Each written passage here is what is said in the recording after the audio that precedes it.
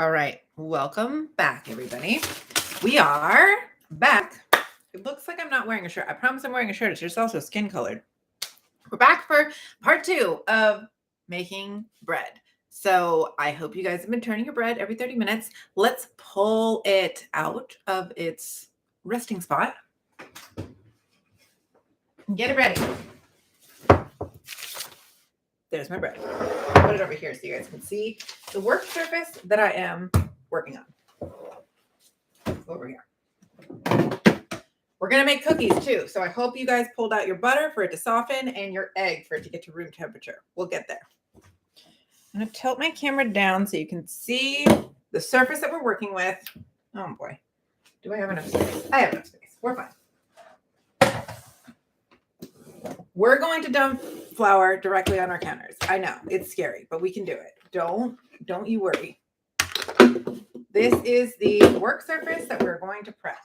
You want like a good, 12 by 12 space here and about a cup of flour. So we're just going to make a little bed for our dough to rest upon. Spread that out nicely. Don't make it so thick that you can't see the counter, but not too thin. So yeah, about a cup of flour and 12 by 12 space. Spread it out because that's where your dough is going to go. And we can always add more flour.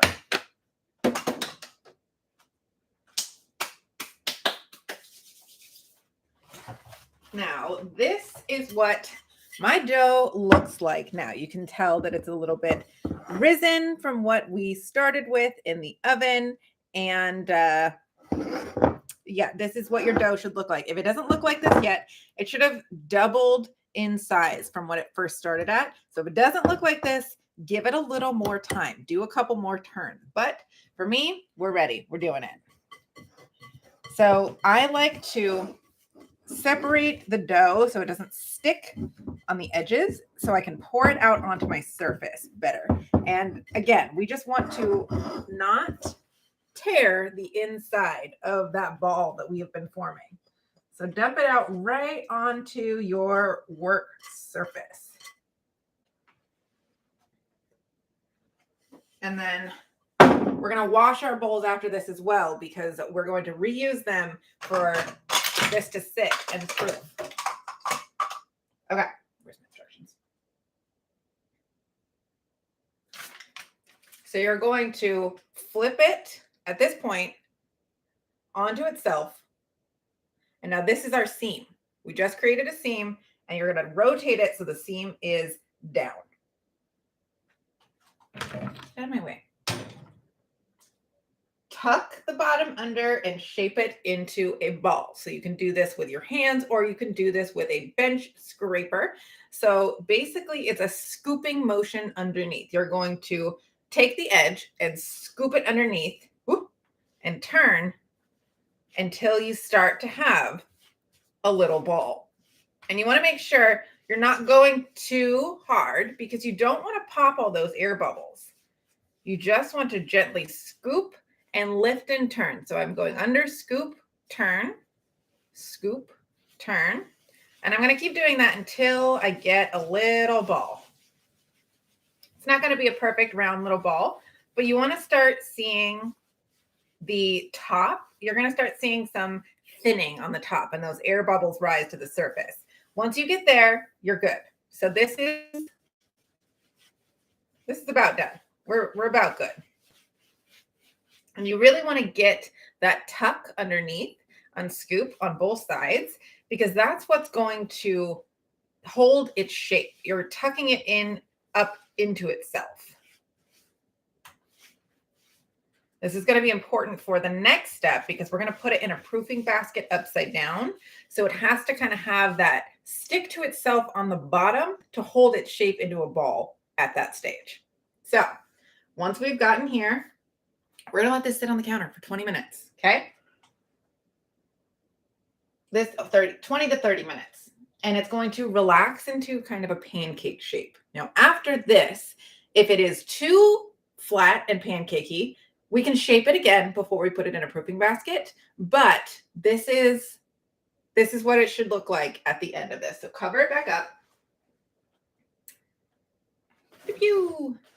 And then let it sit for 20 minutes. Okay, Google, set a timer for 20 minutes.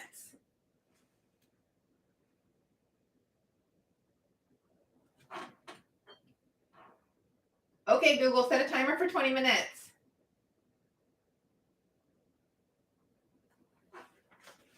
Google hates me. Sure, 20 minutes. Thank you. Starting now. All right, now go wash your bowl because we got to get all that flour that was dried off the sides so that we can put it back in that bowl after the 30 minutes. Hot water helps. Ow, not that hot.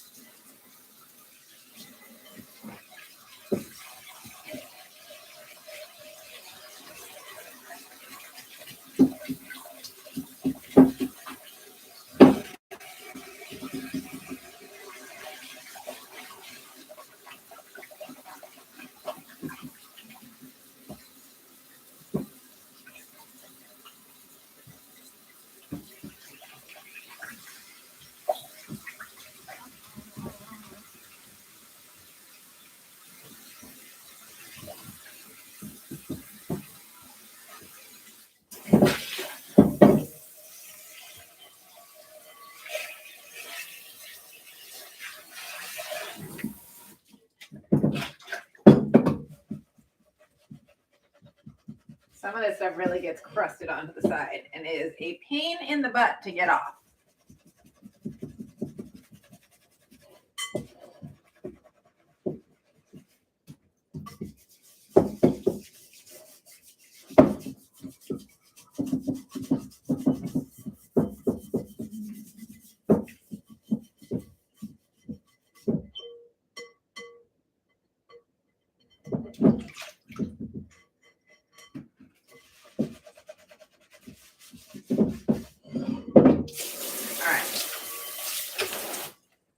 I'm going to leave that in there because I have a proofing basket that I put my dough in to proof.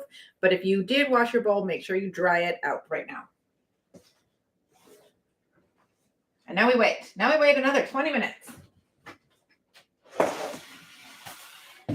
I'm so glad you guys made it back. And now we're going to bake cookies together too. I am looking forward to Rachel visiting me. We're going to cook. We cook every night here. So I'm going to teach her some cooking skills. I'm going to teach her some bread baking skills. We're going to go get our hair done together. It's going to be fun. It's going to be a nice little girls' week. All right. I think we have time to move on to the cookie portion of this. Let's do this. We're going to need 2 separate bowls, one for the wet ingredients, one for the dry ingredients. And if you have a stand mixer, use that. If you don't, I'm sorry, but I'm going to use a stand mixer. So these instructions over here, and these over there. I need a bowl. I've been using so many bowls. All right, I got my flour sifter. Not required, but it helps. And a bowl. Okie dokie. Step 1. In a medium bowl, whisk together all-purpose flour, bread flour, baking soda, and salt. We're going to put 1 cup and 2 tablespoons of all-purpose flour. We'll start with that. And it looks like I'm almost out of all-purpose flour, but never fear, I have more right here. Endless vessels of ingredients here in this household.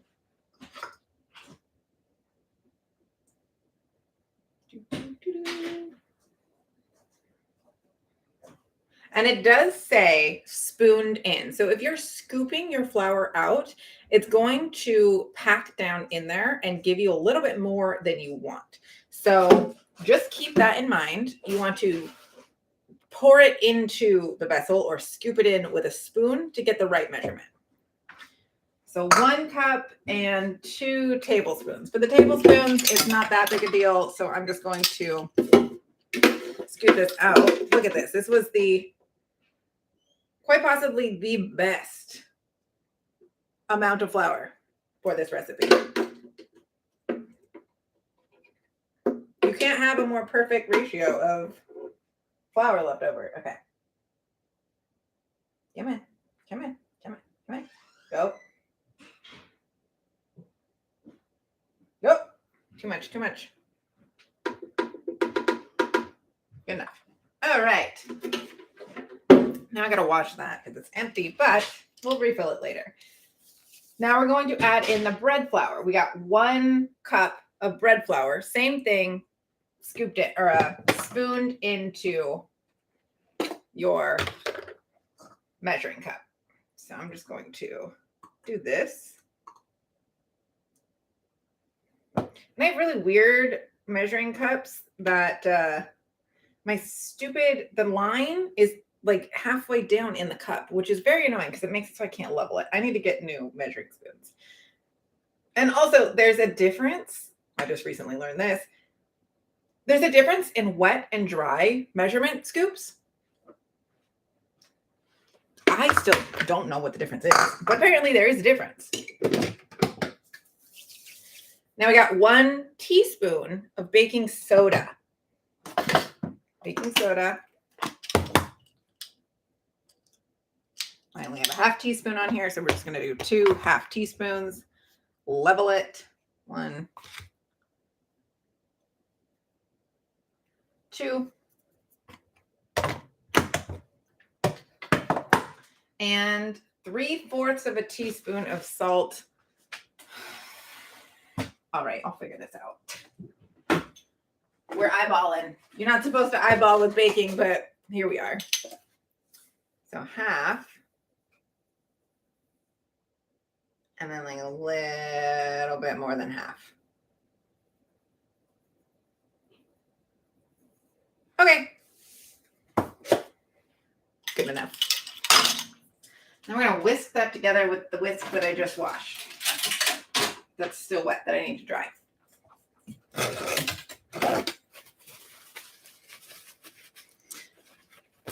I'm very good. You don't need professional equipment, guys. You can use whatever as long as it works. That's the moral of the story. You have your apron that your grandma made you when you were 6 years old with your initials on it. That's adorable. Does it still fit? Is it the size for a 6-year-old? Okay, whisk together your dry ingredients. You just want to make sure all of that is fully incorporated for when we mix it into our wet ingredients later.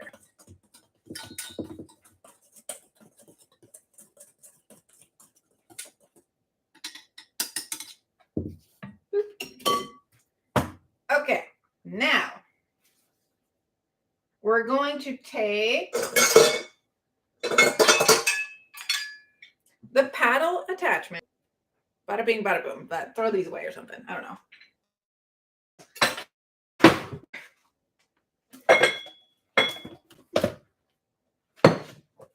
Ugh. I need a bigger kitchen. Go here for a second. You go over here. You hide over here. And you come out here. Come on. Thank you. Why are you wet and stuff? There's water in my stand mixer. I gotta go dry this out.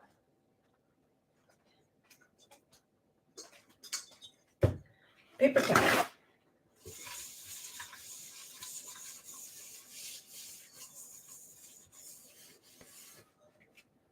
Let's try this again.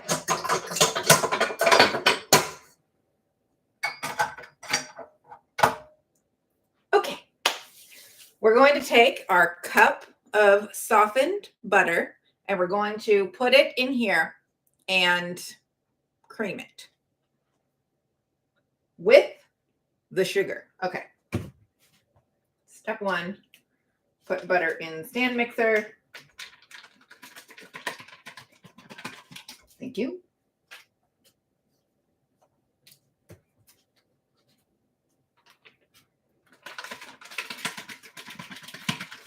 Thank you.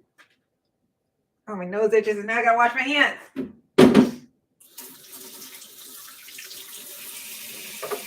Too hot.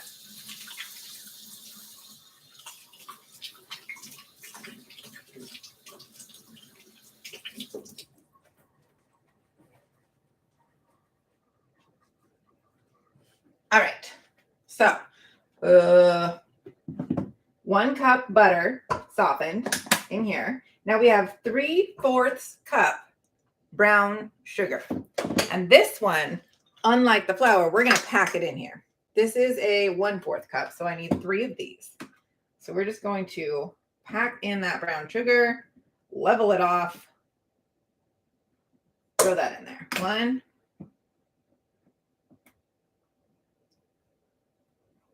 2, yeah, and 3. Brown sugar in. And now we need 1/4 cup regular sugar. Oh, that's full.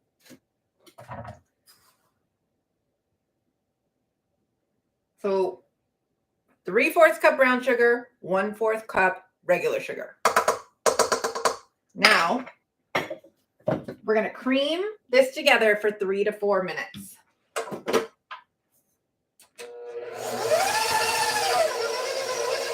Put it on like a 1 or a 2. Don't go full blast. Oh, it doesn't fit you now? Okay, I would suspect that you've grown a little bit from being a 6-year-old. The only difference, between wet and dry measuring cups is that there are no ridges in the wet, only smooth sides that the liquid can be taken out easily with a spatula. Interesting. Okay, maybe that's it. I'll have to look it up and see. I'm going to go throw this away.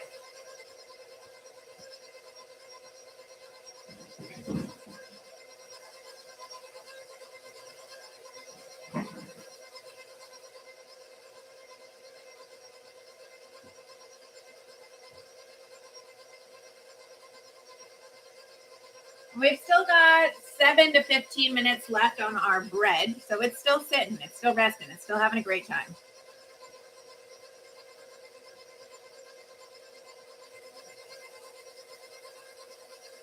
I really should take my rings off when I'm baking because I just have sugar now crusted all up in there.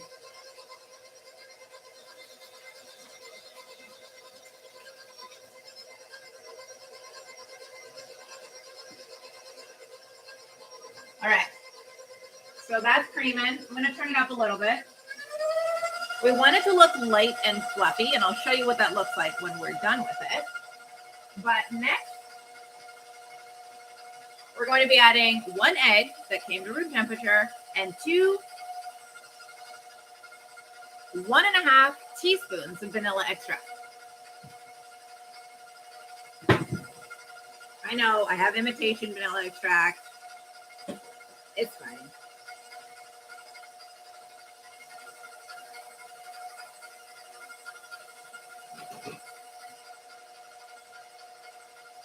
You're also going to want to grab a spatula to scrape down the sides of the bowl. I have to wash mine because I made cookies yesterday.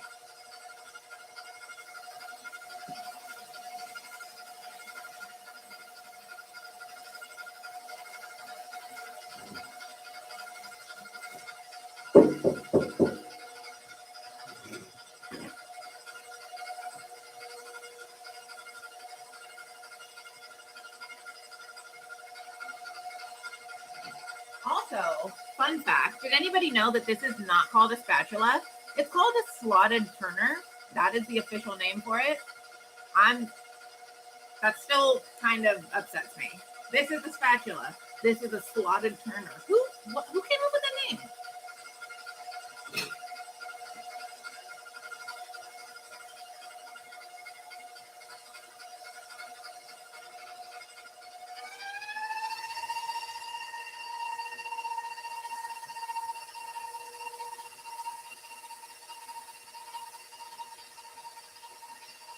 The texture of your cookies and the batter that you're making, I've found, is so important for the taste. Creaming the butter like this makes them lighter and fluffier when they rise. And I would imagine it does something to the taste and texture of the butter as well. And softening the butter definitely has a huge impact on the way they taste. I really don't understand all of the science parts about it, but the comparison of when I do soften butter versus don't soften butter is huge. So soften your butter and cream it. For some reason that works.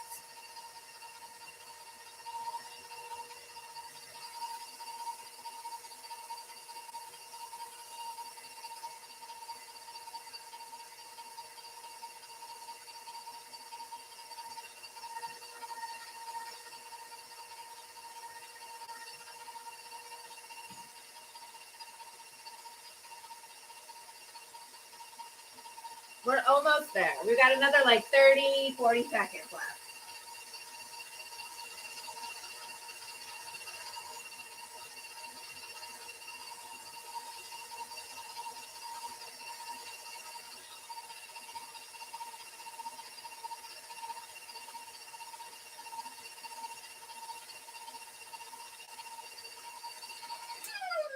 All right. Now I will show all of you what I'm considering to be light and fluffy. We got peaks. Now we're going to scrape down all the sides so when we add our next things, it's fully incorporated. Push it all to the middle of the bowl.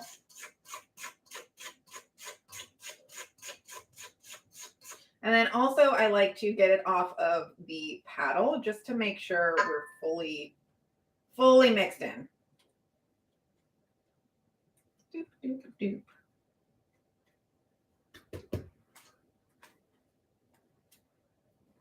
I'm going to scrape my spatula off with the paddle just to make sure we're getting every last bit in there. All the goodness. We want all the goodness.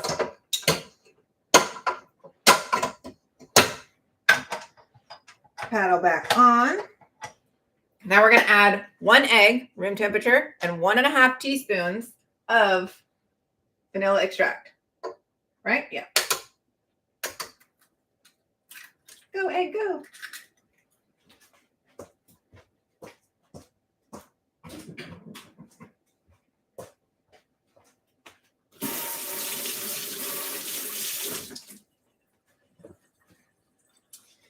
And we're measuring with our cards. I just use the cap. I suspect that the cap is about a teaspoon. Again, don't do what I do. Measure with actual utensils. All right, and now we mix that again. So we're just going to mix to the point where this is incorporated and we have a cohesive dough. You don't want to overmix once we're getting to this stage, and especially once you add the flour.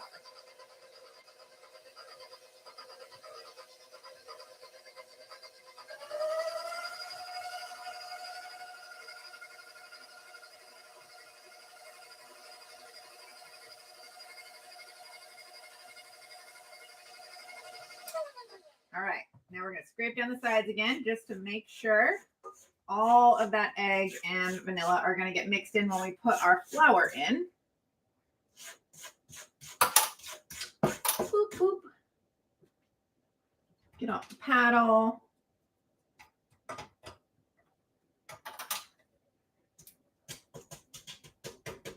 Get off my spatula. All right, now I'm going to use a sifter to incorporate the rest of this, but you don't have to. But we're going to split this up into 2 parts when we put it in here. So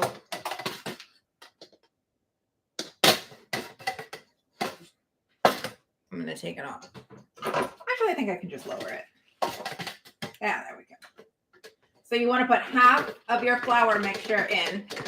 Then we're going to mix it. And this is very important for some reason. I don't actually know the reason, but it's important. Come on. All right.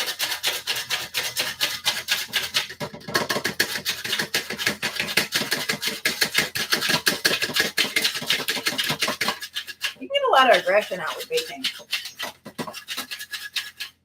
All right, now we're going to mix that together again. Slowly. We don't want to overmix, remember.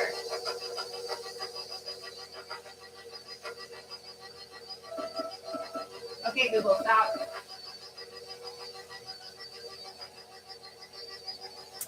All right. That should be good and mixed. And now we're going to scrape down the sides. Lots of scraping. We want to make sure all of that flour is in there. Scrape down. Okay. Now, add the rest of your flour. Can you? Okay, get out of my way. Too much, too much.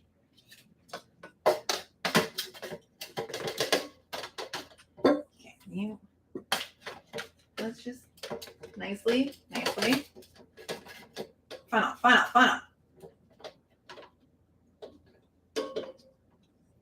Got it. Only a little bit on the counter. It's fine. We already put a ton of flour on the counter.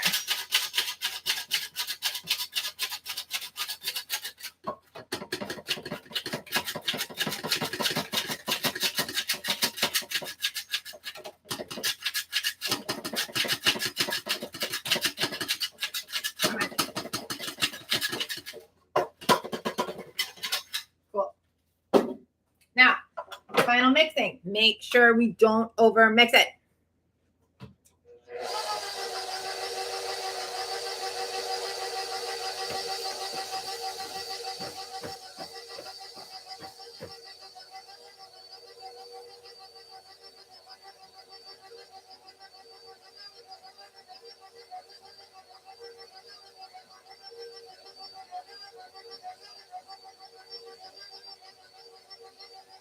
And right there, we are done.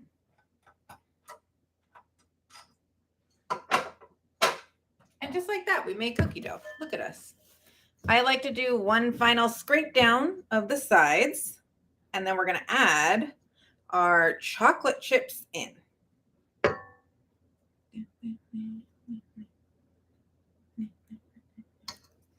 And if you're making these cookies, you can hand them out to people and they will think that you are a professional chef. That's the rule. That's how good they are. That's how delicious they taste. And that's how easy it is to make really, really good cookies.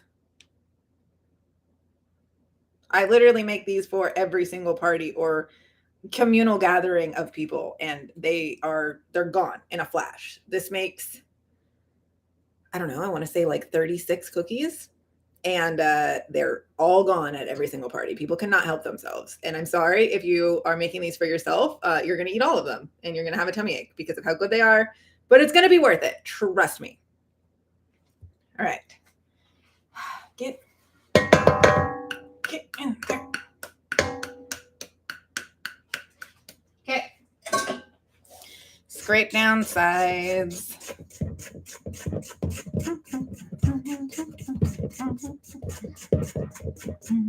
And it says to use semi-sweet chocolate chip cookie dough, but I like dark chocolate, so I'm going to put dark chocolate. Okay. And it says 1 1/4 cup. You're fine. 1 cup. 1/4 cup.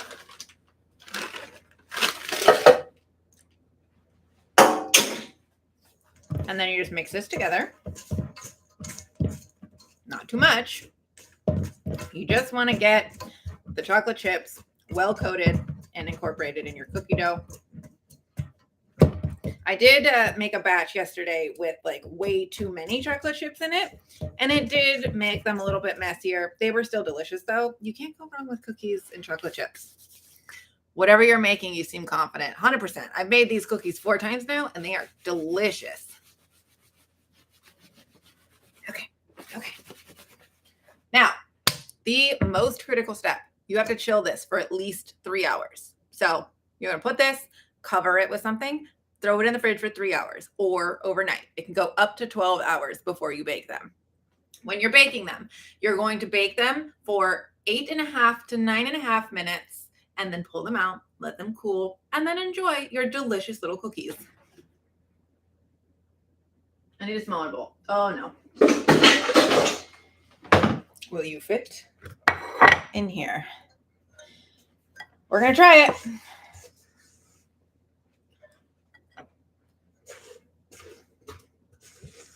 Yep, it's gonna work. It's gonna work.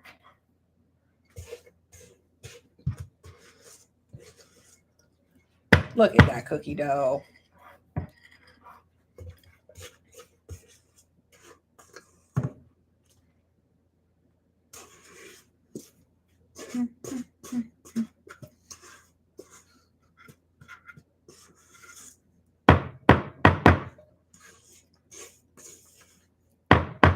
Oh gosh, I'm flinging cookie dough everywhere.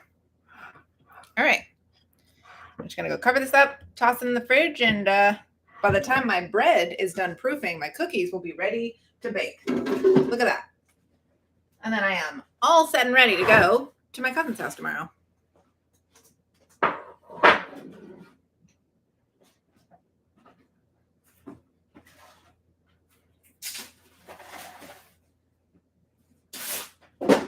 Oh gosh. Oh my goodness.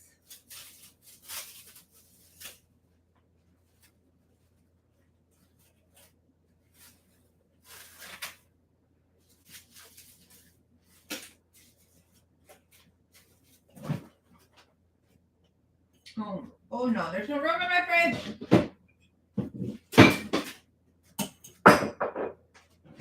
All right. Do with you later. Wash my hands again. And we are back to bread making, just like that. Come in.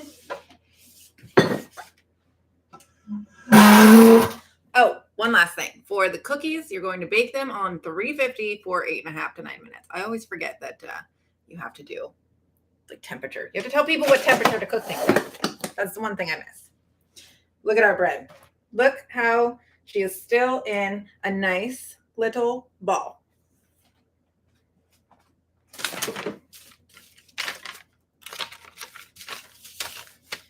All right, let dough rest. Do one final gentle turn. So if your dough is really, really flat, you can do one more shaping, build it up, get it. Oh, okay. Build it up, get it into a ball again. And then we're going to flip the dough over so that the seam that we created is on the top. So, whoop, see that seam? It's right here. You will do one final gentle turn of the dough before shaping it again. Instead of 3 folds, you will do 4.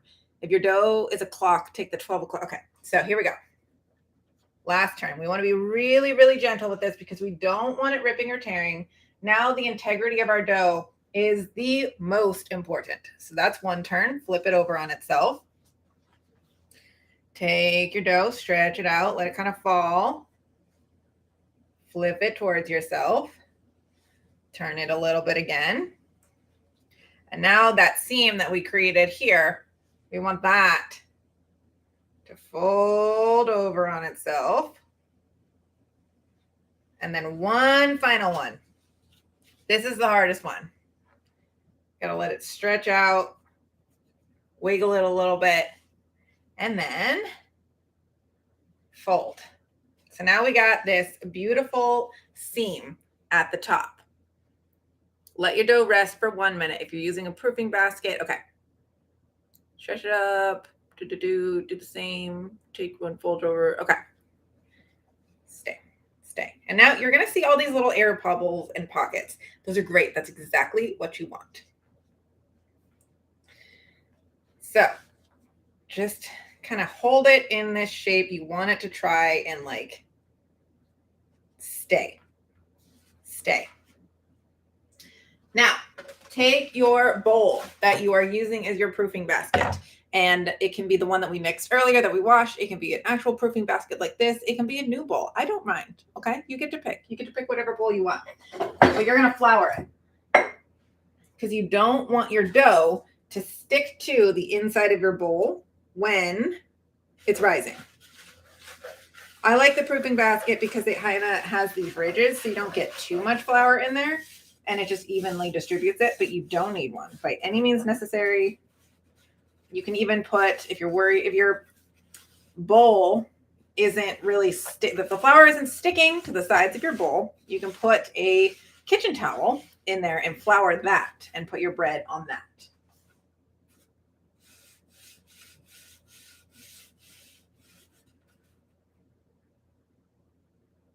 All right, so now we're going to take our bread. Seam side is going to stay up because when we flip it over later, we're going to dump it into the Dutch oven with the seam side down.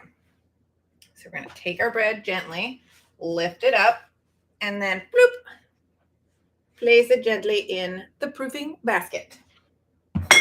And then cover it and let it sit. So if we're baking it the same day, you're going to let it sit for 2 to 4 hours in a warm environment. So I'm going to put mine back in the oven and it's going to sit for 3 hours. Okay, Google, set a timer for 3 hours. Now at this 3 hours, and that's starting now. Thanks, man. Now, at this stage, this is where the flavor of the sourdough develops. So the shorter amount of time it proofs, the less it will taste sour. The longer it proofs, the more it will taste sour. And you can go a little bit over 4 hours if you want, but you don't want to let it sit for too long. The other option is right now, if you don't want to bake it tonight or let it sit for 2 to 4 hours, put it in the fridge. You can let it proof overnight in the fridge for 8 to 12 hours. You can go a little bit longer. I've seen people do up to 2 days. And again, that's just going to further develop the sourdough flavor. 3 days, quite possibly the max. You're going to get a much heartier crust. It's not going to be as soft and fluffy, but you can still do it. So if you forget about it, don't worry. Now, I'm going to clean this up. Hold on.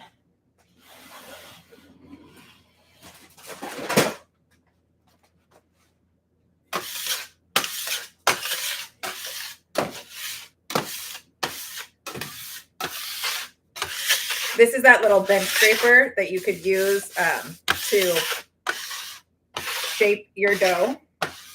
And I just particularly like it for this use case. Why is my salt in the way? Now it makes it a lot easier to wipe this up with a paper towel.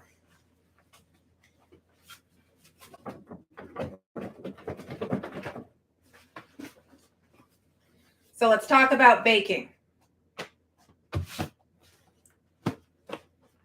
To bake your bread. Oh, wait, let me catch up on some comments really fast. Wake. Excellent from the UK. Hello, welcome from the UK. I hope you enjoy bread baking as much as the rest of us. Have you ever made bread bowls? Anyone ever else make them? So if you're baking it in a Dutch oven, it will make the bowl. Oh, I forgot to mention if you were making a smaller loaf, so you can turn this into as many loaves as you want at the pre-shaping stage. So you can make a bunch of little mini bread bowls. You can make one giant loaf, which is what I'm going to do, or you can split it into two. And I recommend if you're doing a making them in bread loaf tins, split it into two because of the way it rises. You can always go back right now and split it in half, right? Take it out, split it in half right now, and then reshape it. Reshape it and do the turns again, and it'll be okay. I promise it'll be okay. But if you need to break up your bread right now, do it now. Have any of you ever made bread bowl? Yeah, okay, that's what we were just talking about. What kind of towel if the flour isn't sticking? So I use a linen cloth, but a regular kitchen towel that isn't super, like, not a microfiber towel. A more sturdy, like,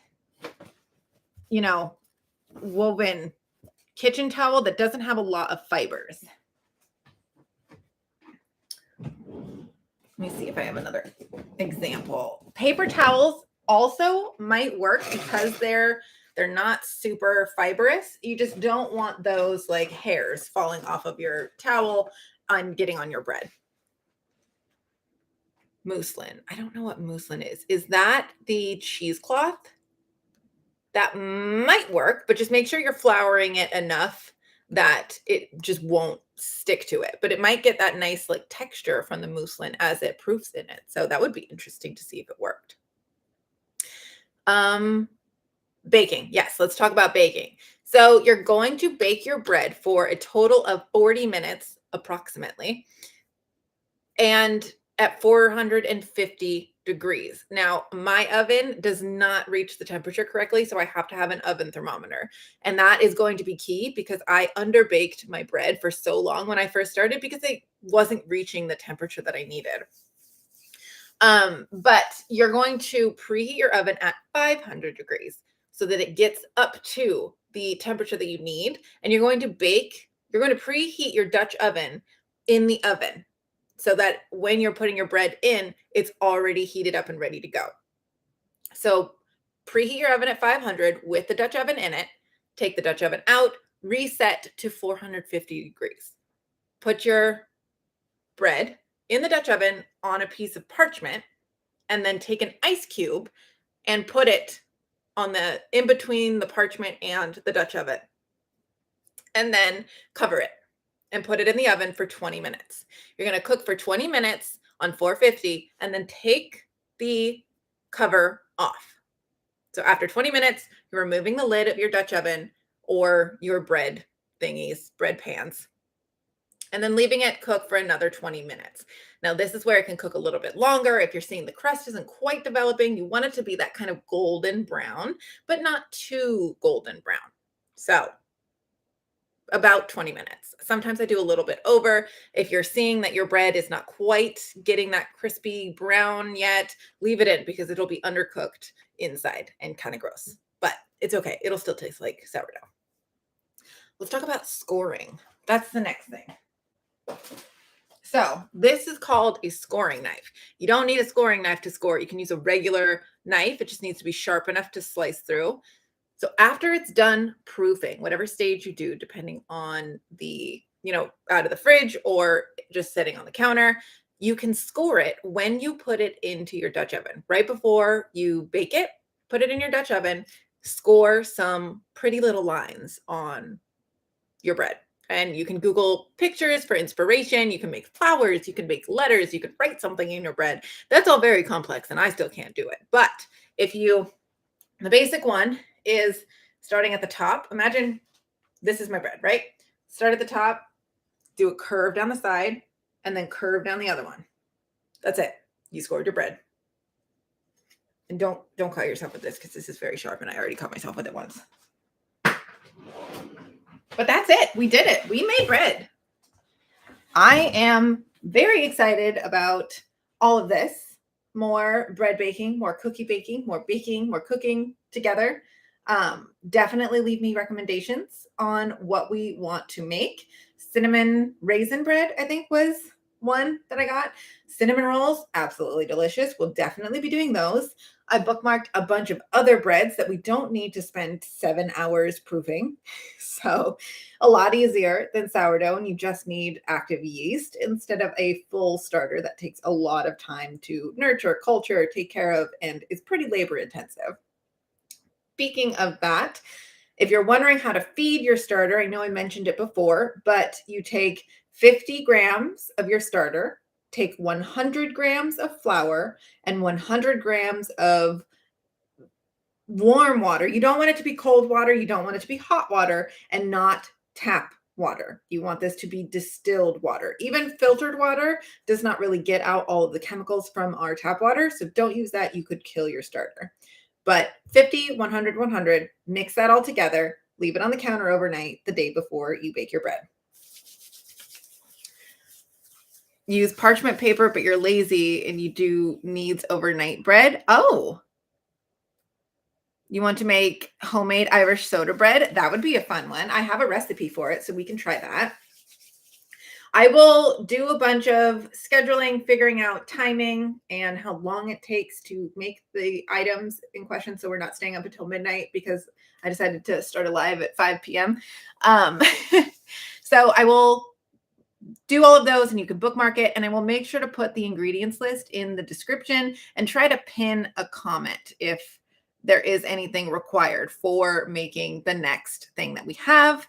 I am excited. If anyone is making this bread, please try to figure out how to send me a picture of it. If you post a picture, tag me. I'm so excited to see your bread journey and what you make. For anyone else that wants to come watch it on the replay, please also do the same. I would love to see your bread. That's all I'm saying. I want to see more bread.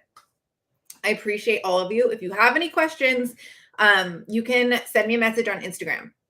If something goes wrong, send me a DM. You want to see something, that might be the best way to communicate with me. Might not be able to respond right away, but you can get me there. And that's it, everyone. Have a good 4th of July. Have a good not holiday 4th of July if you're not from America, and be safe this weekend. Nobody play with fireworks. Just that's I will see you guys next time. Bye, everybody.